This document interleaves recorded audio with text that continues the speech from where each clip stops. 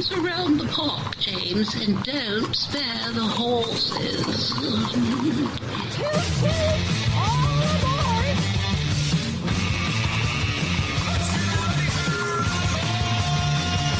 It's showtime. Look at that. We interrupt this summer recess at Queen's Park for an emergency session of On the Ledger Ontario Politics podcast. Welcome in. I'm Dave Trafford.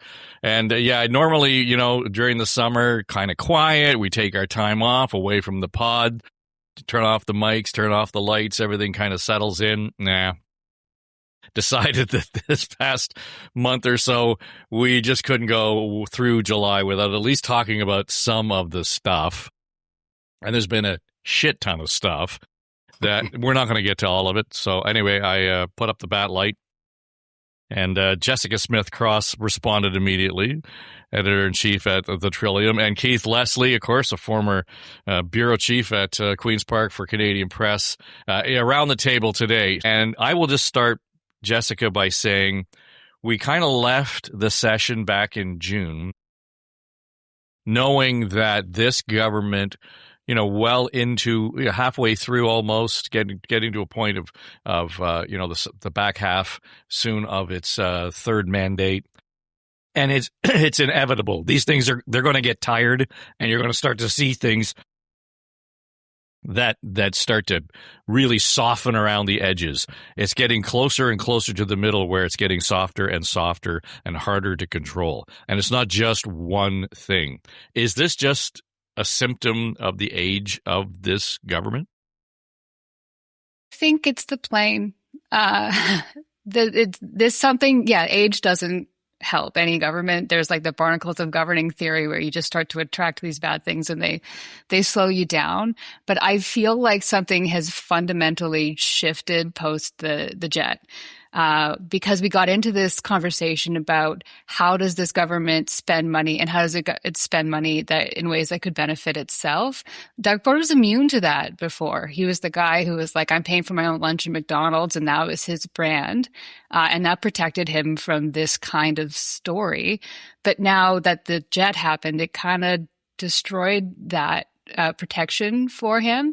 So all of these smaller stories about how MPPs are spending their money and stuff now sort of take on extra meaning, and that protection that he once had is gone. So we're hearing stories now about, these MPPs' ridings. How do they spend the money? Most of that is raised from their donors. And, we kind of knew that there were fancy restaurants in them before, but it was never a story before. And now it's collectively seen as a story, and a story that people care about. Well, Keith, you will know better than anybody, because when it was quiet at the park, you were, diving into Auditor General reports looking for the nuggets in there that nobody paid any attention to. And typically over the summer, it's quiet. But I think, to Jessica's point, it's almost as if the Ford government has inadvertently poked the bear here. And it's not just the public in terms of what the hell's going on. It's been the media, and the press gallery has been more active, broadly speaking, in this summer session than I've seen in a long time, in terms of really digging in and saying, hey, but what about? And as hard as it is to get somebody to answer questions during the summer, I think they've done a really good job. Well, they've done an excellent job of digging in. And this is exactly the kind of thing that gets lost in the day-to-day when the government's, using the fire hose of news stories you can put out in releases to cover all this sort of stuff. But no, this time people had a bit of time and they looked in, let's check the expenses, which we always do. And then they started noticing, I believe with the Trillium at first, that the amount of the number of Toronto MPPs in Toronto area, the rule is 50 kilometers or less. You don't get to have a hotel room unless there's a late night sitting or some emergency, snowstorm or whatever.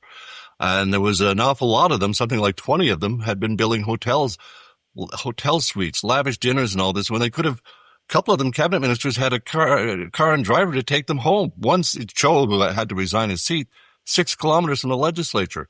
All of this, and I think that Jessica's point is bang on, it comes out after the gravy plane.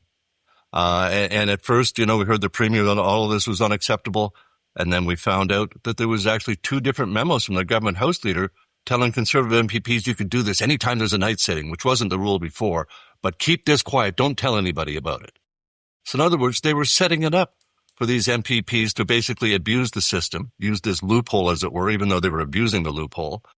And then when they got caught out, Premier Ford hung them out to dry. At first it was they're going to pay back the unacceptable amounts. Now they have to pay back every penny. And it appears they were given sort of a wink, wink, green light, go ahead from the government to build these things. So now you've got Tory members who have to come up with thousands of dollars to pay back to taxpayers, Tory caucus members who are really upset that they've been hung by that fear, who himself had to, isn't paying the $190,000 that it cost to buy that jet and sell it within 3 days. And as I will always point out, we still have not seen receipts for that, only a government statement of what that $190,000 was. But it really did. This just plays into the public's mind especially, and this is why the media are focusing on it. The gravy plane spills right into this entitlement. I'm entitled to my entitlements, hotel suites and lavish dinners. And then again, a little bit further, digging in a little bit further, it turns out that they wasn't just billing the taxpayers, they're billing their local riding associations. As Jessica said, we knew some of this was going on, but there was a lot more. And apparently, some out-of-country trips, lavish concerts, all kinds of things. Again, yes, most of this is from PC donors, so that's going to make it hard for this government, although they're still leading the fundraising campaign of all the parties. That's not going to help them with their fundraising when the donors find this out. But there's still taxpayers' money in those subsidies as well. So there's taxpayers are really getting hosed here by a third-term government that should know better. And it's so off-brand, just as the plane was completely off-brand for Doug Ford, this is way off-brand for all those conservatives who always, tout fiscal conservatives and fiscal responsibility, despite the fact they run the largest subnational debt in the world. I'll leave it. There's so much we could hang on this. I'll leave it at that point. Well, but Jessica, the idea here to me, and we're sort of focusing on the public perception, the media intensity around these stories, and specifically it all kind of blew up around those expenses. But both of you have alluded to the fact that, there was this memo that came out afterwards. It was leaked to the media. And I remember talking to Anne-Marie Aikens a couple of months ago, and she wrote a piece in the Toronto Star suggesting that the FOI changes was actually going to make it all the more difficult for the Ford government to keep a lid on things, because you were just going to have pissed off administrators and insiders in the caucus who were going to say, hey, you can't be doing this. And they were going to leak that document. So, if MPPs were thought that they were being thrown under the bus, not surprising they said, hey, media, take a look at this memo. I was okay with this. I was told I could do this. That was Global that got that. And I appreciate Keith's willingness to give us credit. We've worked on this story, but Global has led the way in getting the big scoops. They got Stan Cho, they got the insider, the memos and stuff like that. They've really been killing this story and working really hard on it. But yeah, you're absolutely right. The way that that the premier has set up these MPPs in his caucus is really tough on them. Now that we understand how this sort of evolved, it was, you're allowed to do this, but don't tell anybody. And then Stan Cho used it in probably the most egregious way, because he's the closest to Queen's Park and a cabinet minister, and used it so much. Like, some of the other ones are at least far away. They're not in Toronto itself. They're in Mississauga or Brampton or somewhere where you can, if you're sitting till midnight, it is a ways home, probably still not justifiable, but it's not that close as Stan Cho is. But yeah, they feel like they must feel like they're in a terrible place. They were told they could do this. They did this. And now they're being hung out to dry and told they have to personally pay it back. We knew there was already some tension within the caucus over the whole pension issue. I don't know if I need to go into a detailed recap here, but this was Will Balma was no longer a caucus chair. And so I think this must add to that frustration for them.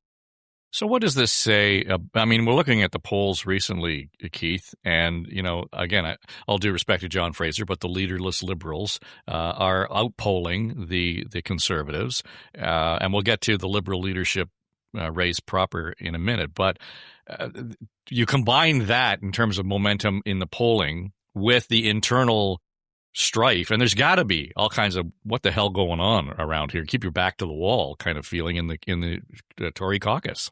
Well, I think for the first time we could probably see we're seeing some cracks in the Tory caucus. This leak is a good example of that.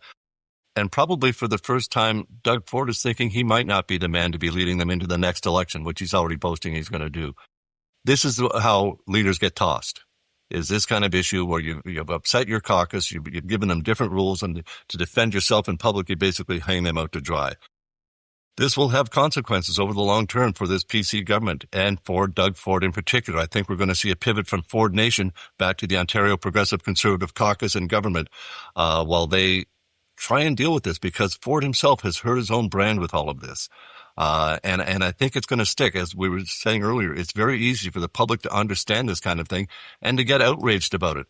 If I mention Bev Oda, if you Google Bev Oda, the next two words are orange juice, because she spent $16 on a glass of orange juice. That woman had a pretty big career, and it is summed up with a $16 glass of orange juice, because people can relate to that stuff and go, what the hell are you billing me that for? So this expense scandal in particular, it just is so, as I said, off brand for the Tories, and it's going to hurt them, and it hurts them in their fundraising. When it gets to that point, I think you'll start to see some caucus members openly grousing about Doug Ford. We haven't seen that yet. We know there's some clear, upset members, and it's costing them a lot of money. In particular, the pension thing, which they thought was going to be great, is going to cost them a lot of money. We won't get into the details on it, but if you want to buy into that pension plan, it's expensive. And then paying back tens of thousands of dollars in some cases of expenses that were basically approved by the government. That's a lot of money for MPPs that don't make a fortune. A cabinet minister making $250,000 a year, he was right to lose his job as a cabinet minister.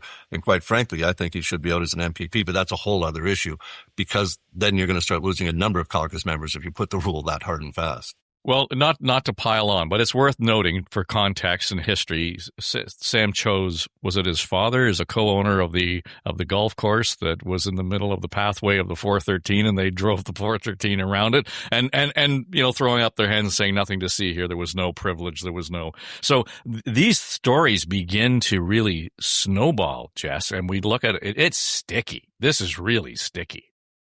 I think what I was talking about at the beginning, that Doug Ford used to have this protection by virtue of his brand as the penny pinching kind of guy, dates all the way back to Rob Ford, his brother, at City Hall. When something like that shatters and people think, maybe you're not who I thought you were, I think that can be damaging. And also to Keith's point about caucus, we talk about Canadian politics these days as like a very centrally run premier's office or PMO being in charge and dictating what happens, as if caucus has no power. And I think that is largely true until it isn't. When there is a revolt, if they do decide to do it, that can spell the end of a leader, and they do have that power if they decide to use it. But we'll see if that happens in this case. Well, I think we haven't seen that, Keith, so far, and when it happens, to Jessica's point, happens pretty quickly, right? I mean, once that ball starts rolling down the hill, it's pretty hard to stop it. Well, we're seeing the premier's personal popularity down to like 21, 22%. We're seeing the time for a change, which is a killer thing for politicians, up over 65 to 70%. Those are, now again, we're 2.5, 3 years out from an election, so it's not panic time for the government. Those are very concerning situations. So this is showing that people are no longer buying the message. And Ford himself, this fiscal responsibility and claiming, he's still defending the plane. He still feels slighted that he's not allowed to have the plane. Talking about how, when I flew to Wisconsin, I ate at McDonald's and I never billed the taxpayers a penny. Well, don't claim that. And then Richard Southern went out and dug up, and there's been $44,000 of expenses over 8 years. Not much, but not nothing. Don't claim you haven't spent a cent when you have. It's just again, this is not a big amount or anything, but it just adds to that sticky ball that you talked about that's rolling downhill. The Conservatives are in the bad spot on this. The polls are showing it. The leaders, Liberals, as you refer to it, all respect to John Fraser, who should run for leader, by the way. I know he's not allowed to. They're out polling, as you say, the Conservatives. I'm not convinced that these polls, I want to see a couple more polls with the Liberals that far out in front before I'm going to say this is actually happening. But it's clear that the Conservatives are on the ropes at this point, and their popularity is falling. And these are the issues that are sticking to them. That and the whole fact, and we'll get into it a little bit more with the Billy Bishop thing, of course, but the whole him acting as Premier of Toronto, substituting himself as mayor. I think all of that is blowing back. The rest of Ontario is like just fed up with this kind of stuff, and the expense scandal just adds into the dissatisfaction with this government. Jessica, to brand, we've said this over and over again the last 3 months. We talk about how off-brand all this has been. And while people may not be paying particular attention to the, the minutia right down on the weeds the way we watch this stuff, That's what they're hearing. They're hearing Doug is off brand. And so all of a sudden that begins to stick. And one of the things that occurred to me over the last 3 or 4 weeks, particularly to amplify that, was this idea that I didn't know anything about it, was what was coming out of the premier's mouth. And I'm thinking, okay, pal, that's you probably drove his comms people crazy with that, because if you didn't know what was going on, well, who the hell's in charge? This really begins to add on another melanoma to this whole issue for them. Well, that's been his response whenever there has been a problem that would damage that brand of his. Oh, as soon as I heard this, you could have peeled me off the roof. Like, that's what he always goes to. And that has worked very well, because then you believe, okay, all right, maybe he didn't know. Maybe it doesn't damage this, that he is who I think he is. But at a certain point, you have to ask, why didn't you know? Who's running the show if you didn't know? Is it worse to not know, or is it worse to know and have let your MPPs do this in the first place? I don't think he would have known particularly exactly how many times Stan Cho used the hotel room allowance, right? That would surprise me if he did. But the general, how the expenses were being used, how the party spends its money for those ones. And then again, back to the jet, because that was the sign, right? That's why it sticks to him, because everyone saw his willingness to spend a whole lot of money, taxpayer money, to make his life easier. Well, the whole expense, the whole night sitting thing where you can expense the hotel room, the logistics or the reasoning was that the government needed to stop any opposition hijinks, where they could maybe defeat the government. Well, they can't. It takes 5 MPPs to request a recorded vote, which means the vote will be held the next day. So they have 80 of them. They don't need to have their Toronto MPPs in the House for a late-night vote that could scuttle the government. Not going to happen ever. It just can't. All they need to have is 5 Conservatives in the House after 6:30 or whatever, and they could prevent any vote from being held that night. So this whole premise was bullshit to begin with. There was just no need for these Toronto members or Brampton or Mississauga or Oshawa to be billing taxpayers for this. And we will note, since 2018, since this government was elected, no Liberal or New Democrat has ever claimed this hotel expense. Can I just say, though, that the opposition outrage around this is a little questionable, Keith, because the committee that actually approves these expenses has NDP and Liberal representation on it, and they went through the numbers presumably just like everybody else and looked at them and said, "Oh, there's nothing wrong here." I guess so. I mean, I don't know how the committee handled this, but clearly these expenses were approved, and it's only because there's public outcry that the media dug into them, global in particular, as Jessica said, digging into this, bringing it out is what's leading to the outrage. Back to the point, who's in charge of this kind of stuff? Is there no one in caucus that makes sure, hey, we just have a talk at caucus every month or so, just a reminder about expenses, keep them legit. If you think it's going to piss off your voters, it will. So don't do it. It's really most of these things come down to, common sense and the rules. Bev ordered $16 orange juice. If she just, expensed the breakfast but left that off, I know it's in the total, and that's how these things come out. We get to see the actual receipts. But that can be killer for government. And I think this whole expense thing, it's tied in with the gravy plane. It all just sticks together, and it hurts Doug Ford in particular, but it's also hurting a lot of his MPPs. There was like 20 of them involved in this expense scandal. That's got to be dealt with more than one cabinet minister losing his post but keeping his seat in the legislature. Go ahead. One of the reasons that they're in this is the way they're running like their legislative affairs. So in some ways this comes back to the government house leaders that we've had recently. Like, they're having very, very, very short sittings because that exposes them to less opposition, less media. They're trying to jam things in through quickly. The way they're managing their time in the legislature is to schedule a whole lot of night sittings and then cancel them if they don't need to use them. So that's been the reason to have the MPPs nearby. And I think maybe to pacify them, because no MPP wants to have to be on standby until midnight for nights and nights and nights in a row near the end of a sitting. So they set this up because they wanted to jam things through the legislature quickly without a lot of scrutiny, without a lot of media questions and stuff like that. And then to try to make their own caucus unhappy. It looks like they give this privilege to them. But it's the same guys who planned the legislative sitting that are on that committee that allowed this in the first place. And that made this happen. And Paul Callander is one of them, and he's one of the ones who used the privilege as well. So it really does come back to how they tried to manage things really inside the bubble, right? At Queen's Park, the things that people aren't really paying attention to that much. You'd say the most voters don't care if MPPs are told they have to sit until midnight, and whether they do or not. But that's what this comes back to. Just for context, they got nothing on us who've run newsrooms in terms of being on call. I'm just saying. But when they only not a slapped the schedule-friendly legislative job. calendar, like if you take a look at the legislative calendar that came out at the beginning of the year, and the weeks that were slashed off of it are just stunning. And as Jessica says, the whole idea is then have omnibus bills, ram them through with very little debate or no public comment. It's crazy that they're trying to do this. And then, of course, they put a sense of urgency to it because the legislature is only sitting for a few weeks at a time. It's absolutely ridiculous, and it makes them completely or almost completely unaccountable because they don't have to face questions in question period. I know there's a lot of drama and theater in question period, but there's a lot of actually government. You can see them stumbling and fumbling when they're caught in the wrong, and this is one of those situations where they're really lucky not to be taking questions in the House every day on every member's expenses about this stuff, because I assure you the opposition parties have chartered every individual one, and they're going to be coming at them when the House eventually comes back. I believe it's after Thanksgiving, but just before Halloween. Yeah.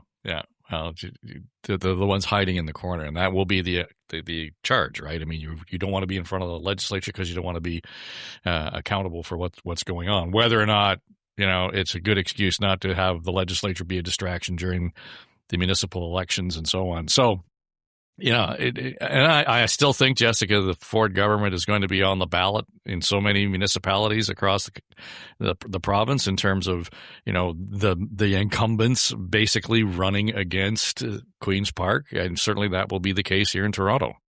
Mm-hmm. Yeah, the Toronto election seems to be very much about Queen's Park. And while the Premier threatened to send an army to Mississauga to make sure Bonnie Crombie isn't reelected, it turns out I don't think he's going to do that anymore. But we'll see.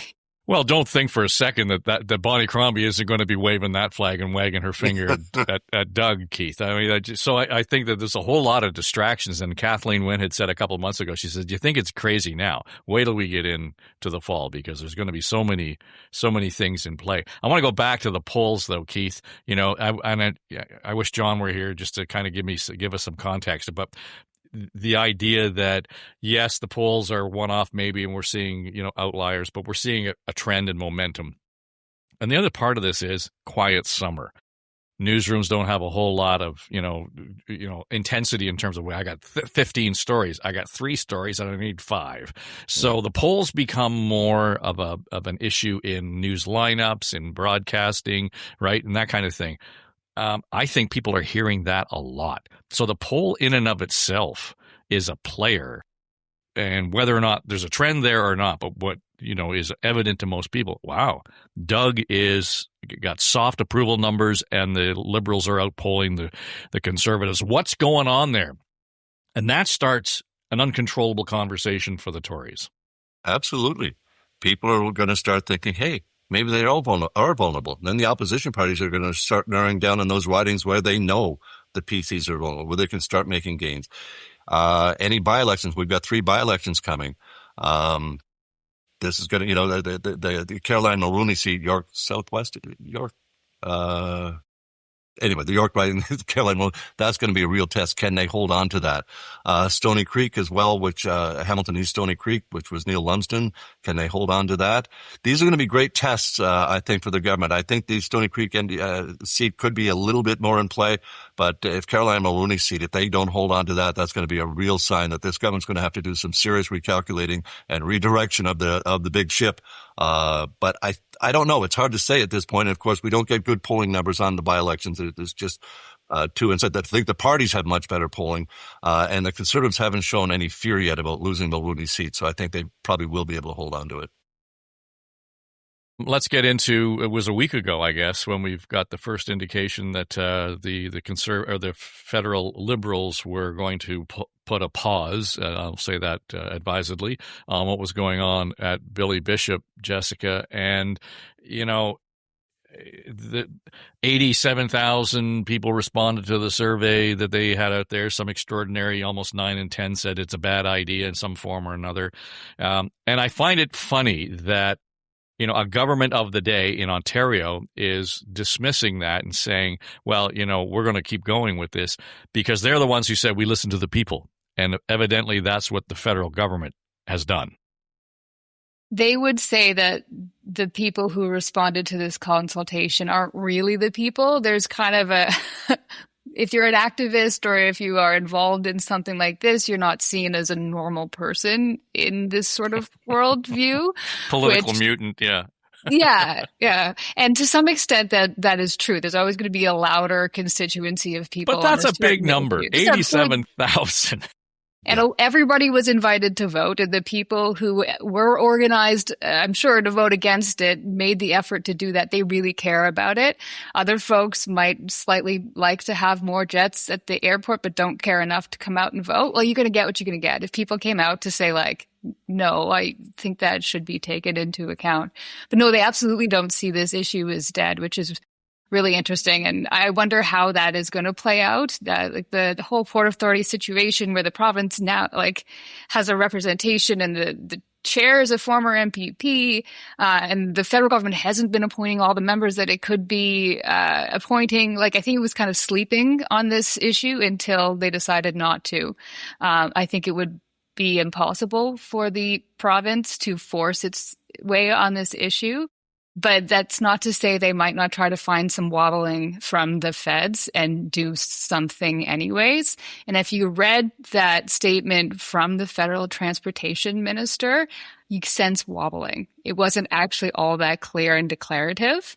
What sources said on the minister, who weren't authorized to speak to the media using air quotes, there was more declarative, like, we're not doing it. But the official on the record statement was more like, we're not doing the bad things. So there does seem to be some wiggle room for a plan to go forward at some point that is deemed not to be offensive to the environment or the local residents or something like that. So I understand why the province is out here saying, oh, we're still going forward because they're going to try to get what they can get. Well, and getting what they can get is the land that was set to be expropriated, all those sorts of things. There's a lot of worms all of a sudden in this can, Keith, that the Premier thought were lined up for in his favor. The Transportation Minister, Ontario's Transportation Minister, described those 87,000 people as a fringe group and cited his own, the province's poll showing the vast majority of Ontarians or Torontonians are all in favor of this. The feds, they posted this Friday night, at 7:00 after the close of business. It really was a broadside, I think. Dump. But the Conservatives in Ontario did not see this coming. The Ford government didn't see this coming. I don't think. I think they were caught pretty much off guard. And so we see Prime Minister Kerry out there saying, we're going to keep going. We're not going to stop on this. But of course, a few minutes after they did that, the feds then announced, 3 by-elections, including one in Beaches, East York, in the direct flight path of any expanded jet runway that would accommodate jets at the Toronto Island Airport. So it seems pretty clear the province is just getting bumped out because of federal politics here. But as Jessica said, they're still fighting, they're still going ahead. And then to watch the Ontario Transportation Minister, Sarkaria, am I saying that right? Yeah. He started basically threatening the feds. If this is how Prime Minister Carney and his gang want to deal with bigger projects, I don't think they're going to get many of them built. Really? This is Captain Canada's spokesman coming out at times saying, when we need national unity, all the premiers and the federal government are working together. And we right away say, if this comes together, and then we have the Ford government, 11 Conservative MPPs put out the statement saying, how's that high-speed rail you were liking over there? We don't think you did far enough consulting. And basically, you're going to have to start over, consult all the farmers, consult a new route, do it. All of a sudden, and this was, of course, the core of a handshake deal, we're told, between the Prime Minister and Premier Ford, where Ontario would support the ALO high-speed rail between Toronto and Quebec City in exchange for the feds allowing the province to expand Billy Bishop Airport. Apparently, that deal is done. The feds just cut it unilaterally, and this is why we see the province lashing out and saying they're not accepting it. They're rejecting the city's request to give back the land that they expropriated, and they're vowing they're going to go ahead with this expansion. So it's going to be really interesting to see how this plays out. The Prime Minister had a news conference yesterday. He was not asked. He was in Alberta, so he didn't get asked about this at all. I was watching, waiting, hoping to see what he was going to say. But I think he and Ford will both go to we have a lot of projects to work on together, and they're going to, do their best without playing this. But I think the province with the shot against the high-speed rail is clearly saying, okay, you want to play hardball? We'll play politics. We'll play hardball. Screw your high-speed rail. And by the way, can I just say, I've covered high-speed rail announcements since I was reporting in the late 1970s. It's never going to happen. Okay, that's just my opinion, but it's one of the great distractions, high-speed rail. How many studies? There's got to be libraries full of studies on high-speed rail. Used to be between Windsor and Quebec City. Now we've shortened it Toronto, Ottawa, Montreal, Quebec City. Oh, we got to get Kingston. High-speed rail, maybe someday, but it's a politician's pipe dream, and it has been for decades. And as I say, I've never seen anything more than studies done on it. Can we just then take all of that and Jessica, and look at, again, the behavior and the personality of this Ford government? Because if you kind of take it to another level, how should we respond to Donald Trump's tariff threats? For the most part, people are saying, just calm, stay on track. We're going to be thoughtful, considerate, and we'll take action when we need to, but we're going to do it in our own best interest for Canada. In this case, and perhaps they were, it looks like the Ford government was caught off guard with this decision from the feds. Rather than saying, let's just be calm, take our time, we can figure out what the game plan is. Like Keith says, everybody started firing spears from all quarters, and there didn't seem to be any coordinated approach to all of this. And if this is the way governments are going to react to one another and behave in terms of how one is, carrying on business, I think that there's a low tolerance rate among voters in general, and it doesn't matter what level of government it is. So this is another landmine, I think, for the Conservatives, for sure, if this is how it's going to keep going. What do you mean we're not going to get rail? We want rail. Now you're playing tit for tat, and that's not what we elected you to do. I think this is maybe as big a problem as some of the others, the spending issues, because it speaks to the culture and the behavior of the personality of this government right now. Yeah, the reaction did look a little bit emotional. To put it, it wasn't cohesive either. To your point, having Sarkari, the transportation minister, come out and make a point that's like, if the federal government is going to listen to these NIMBYs, they're not going to get anything built across the country. And then to turn around and have the equivalent of the NIMBYs, the people whose literal property is in the line of Alto, you should listen to these people and maybe axe this entire giant federal project. These are like logically inconsistent and complete opposites. Maybe most people won't get that if they're just hearing it as they go by, but you can't help but think like, this is not a coordinated message. These are contradictory. It looks like a government that's just mad that they're not getting what they want, unfortunately. Well, you take that to the next step where we're talking about Ring of Fire, and you talk about covering it forever, Keith. The idea that the province is making deals, and what are we doing? Well, because we're listening to the First Nations and Indigenous communities, and we're getting progress done there. I can see immediately where all of a sudden, well, you're listening to the Indigenous communities, but you don't listen to, and this just becomes this swirl that is out of control in a hurry. It's already there. I mean, we're seeing tit-for-tat politics, and that's, as you say, it's exactly the kind of thing Canadians do not want to see. They want to see you work these issues out. It makes me wonder if the feds didn't even make a call to someone in Ontario and say, hey, we're going to be dumping this Friday night. We know it's an issue, but bear with us, or at least, give them time to coordinate their own response or their own message. They didn't do that. And so we're seeing the province come back, as you say, shooting themselves in both feet, and the feds at the same time. It's just, okay, that's a nice little high-speed rail project you got sitting over there. It'd be a shame if something happened to it. I mean, literally, we're down to extorting each other as governments at different levels of government. That's not what Canadians are expecting or wanting, and especially it's just goes against what both the Prime Minister and the Premier have been saying about the need to work together and to have a coordinated Team Canada approach to dealing with not just with Trump, but with building our new markets and with everything, essentially. Big projects in Canada is supposed to be the key thing that they're all going to cooperate on. And here we see them just basically one undercuts the other for pure political reasons, it appears. Although, again, There was an awful lot of Liberals elected in Toronto who couldn't find their tongue for a few weeks there while they're waiting for this to come out. That we can get into that a little bit later. But, this is all the government. It's putting its putting a foot in its own mouth on this. It's just, it's an own goal type thing. You don't need to fight back this way there's surely to God, there's a lot of back channels between this Conservative government in Ontario and the federal Liberals on so many issues that there must have been some coordination, or apparently not. I guess that's why the province is reacting like a spoiled brat, but that's exactly what you appear to see right here. The wildfires in Ontario, by all accounts, there have been more fires so far this season, Jess, than we've had in recorded history in Ontario.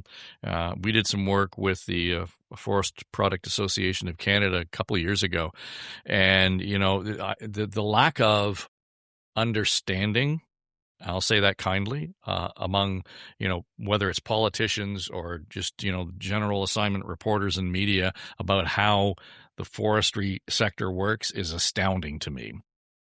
And considering, particularly in British Columbia, where it's such a vital part of their economy, not to say it isn't here in Ontario, but it lays bare for me the whole question or the issue of how we maintain, take care of, support what is a public asset.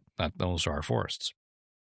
That we're so focused on fighting a fire, to me, is the issue where we are not spending enough time, energy, and effort in terms of making sure that we mitigate the possibilities of fires to begin with.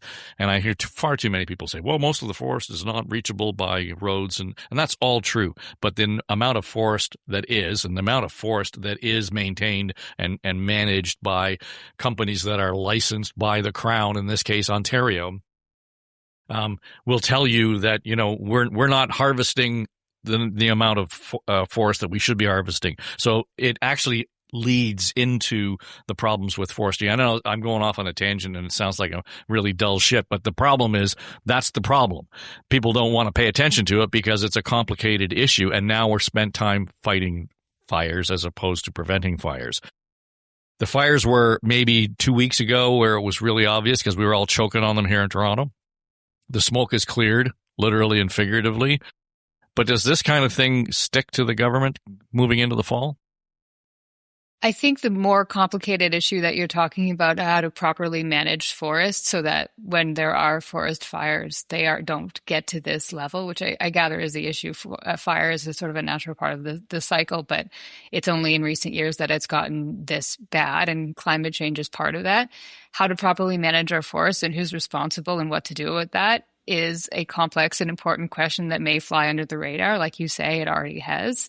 The stuff that sticks more is the human cost. A lot of questions about the emergency response side. So once this is already a problem, has the government done a good enough job of warning people what's coming, helping the evacuees? And there have been a lot of very public missteps on that side of things in this season, forest fire season. The people who had to flee by boat at the last second, those incredible photos of like the wall of fire that they left behind.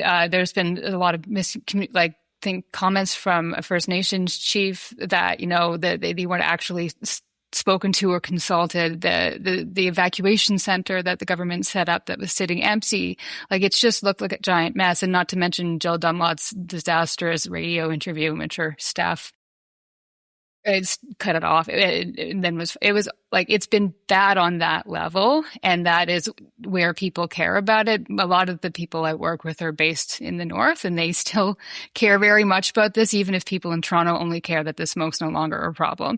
But there's a lot of constituencies that is very much a problem, and is an issue for the government. Yeah, Keith, and I think that, the whole preparedness thing, again, we always approach that as if it's an afterthought.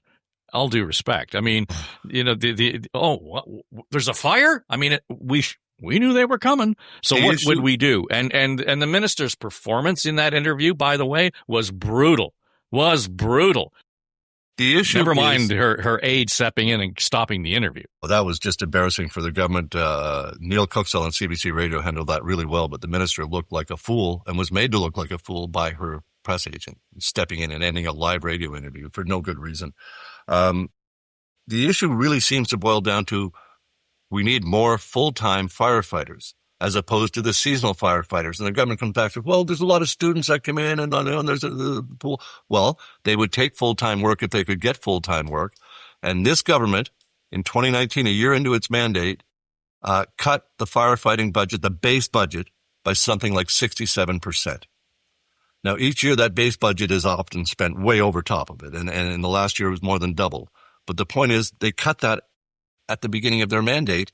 That's where if you hire the full-time firefighters, hire more of them for year-round work, what are they doing when they're not fighting forest fires? They're cleaning up. They're making that safer. They're doing all those safety programs that we're not paying attention to, all those preventative things that could be done by these professionals if they were treated as full-time firefighters. There are more. The government has funded more full-time, but not enough. And they're short a large number of crews this summer to fight these forest fires, and yet even Donald Trump has noticed that, hey, these fires are coming more and more every year. I mean, the Ontario government's been well aware of this. Donald Trump doesn't know the reason yet. He won't get that far. But at least, Ontario does. And they should have been doing, instead of cutting the base funding for firefighting, they should have at least left it as it was and got more full-time firefighters in and started these programs of, as Donnie will tell us, vacuum the forest floors. Maybe not that far, but there are things that can be done to help maintain and to harvest the right woods, as you say, to harvest in the right spots. All of these things, it doesn't seem to be coordinated enough at all. And this is, I think, an easy fix for government. And again, it's an own goal. Why did you cut the firefighting base budget? It's coming home to haunt you now, and it's coming home to haunt everybody in Ontario. Windsor and Toronto, they couldn't see across the Detroit River to the skyline in Detroit. It's just insane, the level. And again, but not a surprise. We know it's coming more every summer. Why has there not been more funding devoted to this? And again, to the prevention aspect of it completely. Just for the record, my dad was a forest ranger, and he went up to Chapleau in 1957, and he became a career forester. So my dad retired as the director of forest inventory for the Ministry of Natural Resources, which basically meant he counted the trees. Well, David Peterson once got a great line about the Ministry of Natural Resources, where he said their policy is one civil servant for every tree. Well, that's why my dad ended up moving back up to the Sioux. You'll remember he decentralized the ministry, right? So off they went back up to the Sioux. But, even then, and they didn't have the technology when my dad was doing forestry that they have now.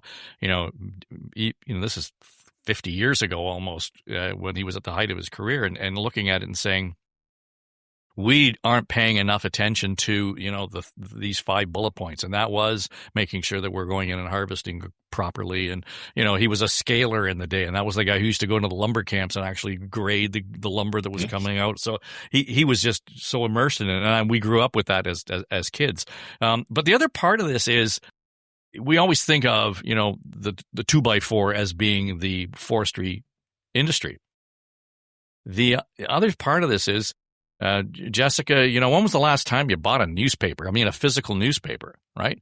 And everything's, so much has gone online. I'm not taking notes anymore. Everything's on my screens in the studio. The pulp and paper industry has just taken a dive because there's no markets there for it. So we don't seem to be taking this long-term view or a 360 view of the economy and where that plays into it. The reason that we're not harvesting enough is probably because, there's no freaking market for the scrub or what would normally have gone into pulp and paper. We're not addressing those issues even. No, this is the type of thing that you need to have a thoughtful, coordinated response that spans several ministries and several areas of expertise in the economy, and that's sometimes a challenge for a government to bring these things together. But you're right, this does call for some kind of thoughtful planning to make sure that we're not in this situation anymore, because it's good for no one.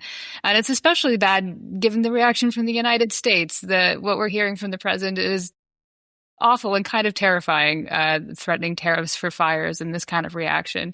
And to see people in the U.S. believing it is also quite disconcerting. That the idea that this is somehow Canada's fault or aggression and it's something that should be taxed instead of helped with really bothered me.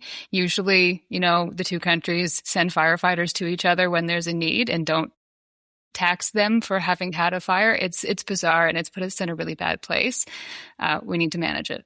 Well, if this lights a fire under the conversation, I'm happy that it does so. And just, a fun fact, Keith, 2023, that was the year you guys had the big fires down in Nova Scotia, right across the country. That year, the federal stats said that the wildfires that season coughed up more carbon emission, 3 times the amount of carbon emission that we were getting from exhaust pipes, chimneys, smokestacks, any kind of human-generated carbon. 3 times, and we're not doing anything about it. So you just can't blame climate change for the fires. It's causing fucking climate change. Absolutely. And this is what was predicted by the scientists all along. We're there, as I say, other than Donald Trump, most people know that this is, at least in part, man-made, affecting the climate change, and that we're not doing anything. You say that other than putting out, we've got new color codings for the smoke warnings. It's about the most effective thing I think they've done so far, but we're not really taking the steps that need to be taken overall. And even managing the wood products, the whole forestry sector, who's looking for the markets, who's doing what at one point when Ontario was getting out of the coal burning to generate electricity, the Thunder Bay plant, they didn't know what to do with that. So they decided they're going to have it converted to wood pellets. Okay, interesting. Somehow, some reason, Ontario wood pellets were not good enough, nor were Quebec. They brought them in, and this is not a Beatles song, they brought them in from Norway. We were burning Norwegian wood in Thunder Bay to generate electricity. Surely to God we had enough wood between Ontario and the mills we send all our wood to in Quebec to generate our own. No. So this whole forestry issue, the whole management of our forest and the wood products that come out of it, it doesn't seem to be that there's anybody in charge or coordinating any sort of a plan, even with the fact that we're going to have fires again next year and the year after. What's our overall plan? How can we reduce the impact of these fires? And we're not seeing any. We're seeing lots of emergency measures being taken, and we get more emergency response and this. What about the prevention aspect that we've been talking about all along? It can be, there are steps to be taken that can help mitigate these fires. We're not doing them yet. And governments are going to have to. They're going to get held accountable eventually. But right now, what we see with this Ford government is a lot of First Nations leaders complaining that the government's basically lying about being in contact with them, that they were not given proper warnings to get out. They're asking for a public inquiry, really. But because they're all remote First Nations in the north, they're not having the political impact that this government, if these fires were going on in southwestern or southeastern Ontario, the government would be facing a lot more questions every minute of the day. But because these people are remote and they're flown south to Thunder Bay sort of thing, that's all that the people in the south hear about, unless the smoke actually comes down here. So this is a government basically tolerating this situation, spending this money to transport these people every year now to Thunder Bay hotels and even some in Niagara Falls and Toronto, for goodness sakes. What's that cost? Let alone the human cost of these people. Surely to God we can use that money to prevent some of these fires and to keep people in their homes year round. Yeah, the minister's comments in that As It Happens interview with, we've got lots of hotel space, not to worry, everything is fine. I mean, that seemed to be the reassurance that we were getting. By the way, I'm going to put the link to that podcast in the show notes just so you can hear. And for the record, I went back and I listened to several of the As It Happens shows. This is on CBC. It's run as a podcast every day. I went back and listened to about 5 or 6 of them, and that first interview is typically 10 minutes long. Yeah, and that's all she asked for. So, and it can't be that anybody in the press office of the minister's office didn't know that if you're going to be on As It Happens, first it's live, and second it runs about 10 minutes. It made me think someone from the premier's office was in there and said, "Shut this down." I can't see a press secretary taking that on herself.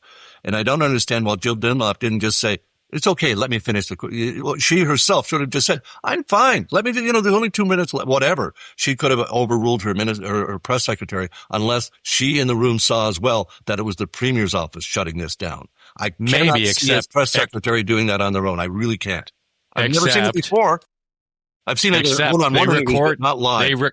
They recorded that interview to play as live, right? Yes. So, yeah. Okay. So what I found that remarkable, that CBC didn't make any edits. They didn't change anything. They just let it play out, which they should have. So I don't know who would have been in the room monitoring that interview. Maybe there was somebody from the premier's office, but when the recording was going on, I don't know. But all around, Jessica, that in and of itself has sort of been indicative of how this government has stumbled from one, mistake to a crisis to a whatever, what the hell's going on. I didn't know what was going on. And it's only been barely a month that they haven't been in session. Yeah, no, it's definitely the minister's responsibility there. I have seen the premier. I have seen other ministers tell their press secretaries, "No, actually, I'm going to take this." I had the premier in one case overrule his press secretary to answer a question from me on a U.S. trip. It looks good on the politician when they do that, when they're seen to be saying, no, it's okay, I need to answer this question. It's an easy win. Could have helped the interview. I don't blame the staffer. It was the staffer who's no longer in her job, by the way. I would blame the minister for not handling that better. And again, we can get into a whole different conversation, but this is what it takes to get fired in the Ford government? I mean, when everything else has been going on.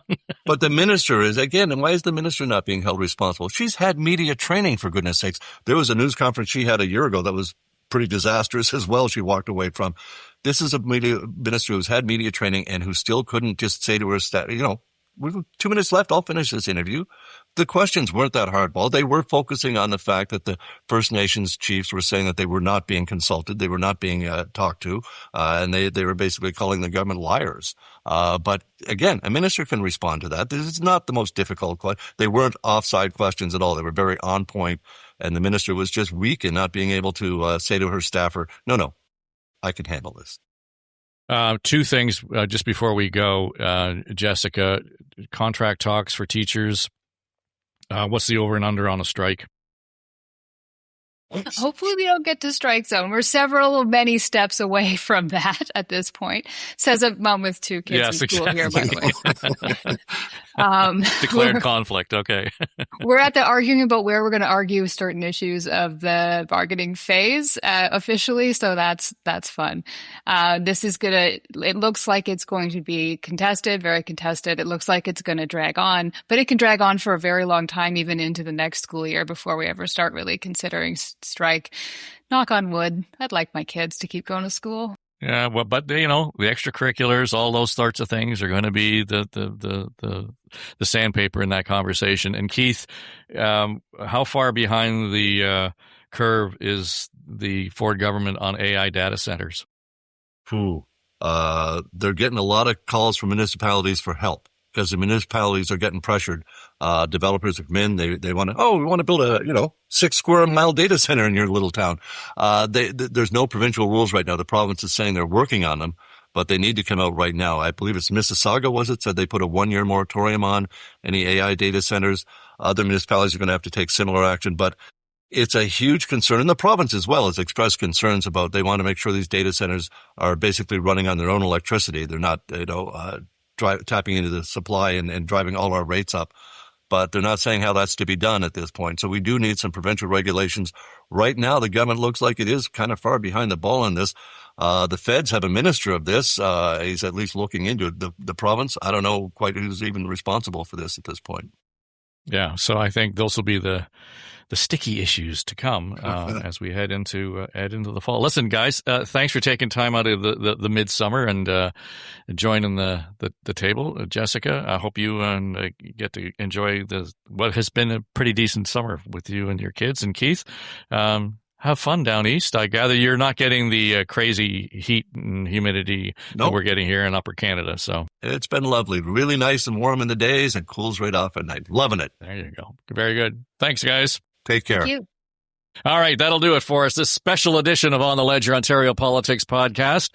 If you like what you heard, hit the like button. If you didn't like what you heard, subscribe, because we'll turn your attention around sooner than later, and it'll just drop into your inbox as we drop new episodes. All right, that'll do it. On the Ledger Ontario Politics podcast. I'm Dave Trafford. Pay no attention to that man behind the curtain.